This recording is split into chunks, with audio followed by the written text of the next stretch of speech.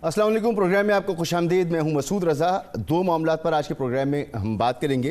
पहला मामला तो ये कि इस वक्त बड़ी अर्ज महसूस की जा रही है कि हुकूमत और अपोजिशन के ताल्लुकात अब बेहतर हों ताकि मईशत का पहिया चले, चाहे वो कारोबारी बरादरी हो या कोई भी तबका फ़िक्र। वही चाहता है कि मुल्क में अब सियासी इस्तेहकाम आए ताकि मामलात आगे की तरफ बढ़ें, और इसके लिए हुकूमत बारहा ऐलानात ज़रूर करती है, लेकिन क्या वाकई हुकूमत संजीदा है? क्योंकि अगर हुकूमत संजीदा है तो उसको ये सोचना होगा कि उसे बात अगर तहरीक इंसाफ से कर दी है, अपनी अपोजिशन से कर दी है, तो किससे कर दी है? चाहे वो गौहर अयूब हों, चाहे गौहर हों, चाहे उमर अयूब हों, चाहे मरवत साहब हों, चाहे असद कैसर हों या XYZ कोई भी फैसला कुन पोजीशन में बात करने की नहीं है उस वक्त तक जब तक कि वो क़यादत जो जेल के अंदर मौजूद है वो बाहर ना हो या उसको रिलीफ ना मिले। तो ऐसी तो कोई सूरत नज़र नहीं आती। हुकूमत ना तो कैदियों को रिहा कर रही है, 9 मई के जो लोग थे ना उनको सज़ाएँ हो रही हैं, ना उनकी रिहाई हो रही है, बल्कि केस पर केस, तारीख पर तारीख और मामलात आगे बढ़ते चले जा रहे हैं जो मुश्किलात का सबब बन रहे हैं तहरीक इंसाफ की क़यादत के लिए।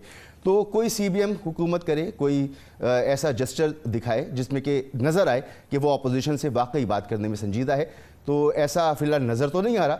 क्या किया इस सिलसिले में हुकूमत ने, ये आज बात करेंगे। दूसरा मामला नून लीग के अंदर के इख्तिलाफ़ात हैं।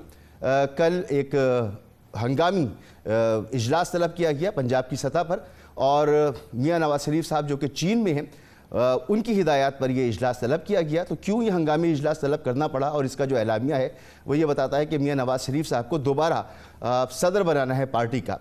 तो इत्तलात ये हैं कि मियाँ नवाज शरीफ साहब वापस आने के बाद फिर मुल्क से वापस जाएंगे, तो मियाँ नवाज शरीफ साहब को सदारत की कुर्सी पर ही बिठाया जाए, और फिर काबीना में, पंजाब और मरकज़ की काबीना में तोसी भी मुतवक्के है जिसमें मियाँ नवाज शरीफ साहब के करीबी जो लोग हैं उनको इंडक्ट किया जाए।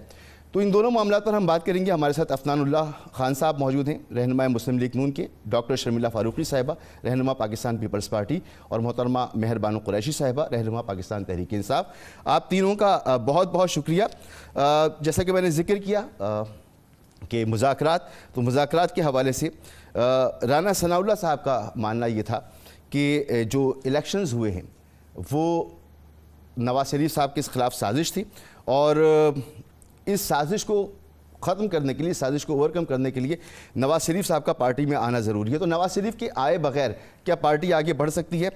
कई मामलात हैं। मैं इस पर जनाब डॉक्टर अफनानुल्लाह साहब से गुफ्तगू का आगाज़ करता हूँ। डॉक्टर साहब, आप बताइएगा कि क्या कर रही है पार्टी आपकी कि अपोजिशन के साथ मामला ठीक हों? बयानात तो ज़रूर सामने आती हैं, लेकिन अमली तौर पर क्या इक़दाम हैं?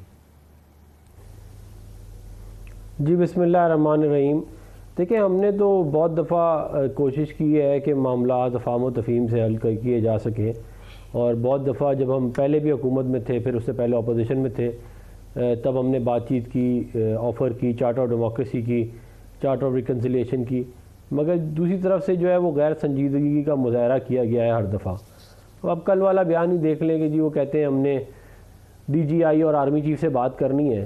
तो फिर ज़ाहिर है अगर कोई बंदा जमहूरियत में यकीन ही नहीं रखता, जमहूरी इदारों में यकीन नहीं रखता, वो अंपायर की उंगली में अगर यकीन रखता है, तो उसको हम अमली, ये ताली एक हाथ से तो बजनी नहीं है कि अगर हम मान जाएं तो हो जाएगा।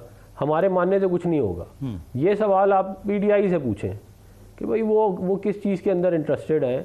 अगर वो बातचीत में नहीं इंटरेस्टेड तो फिर ज़ाहिर है हमारे बार बार कहने से तो बातचीत होगी नहीं। ठीक है।